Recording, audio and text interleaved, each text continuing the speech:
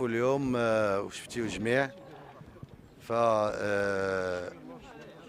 وهذا اللي تم بحضور الرئيس تاع الفيفا والرئيس الكاف لسي جياني انفانتينو ولسي موتسيبي.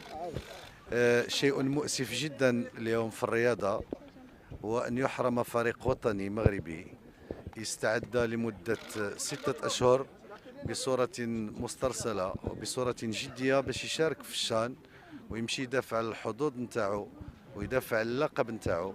مؤسف جدا أن يبقى اليوم في المطار لمدة ساعات ينتظر ترخيص باش يمشي يشارك في بطولة إفريقيا. كما قلت شارك في إقصائياتها مسبقا واستعد لها جيدا.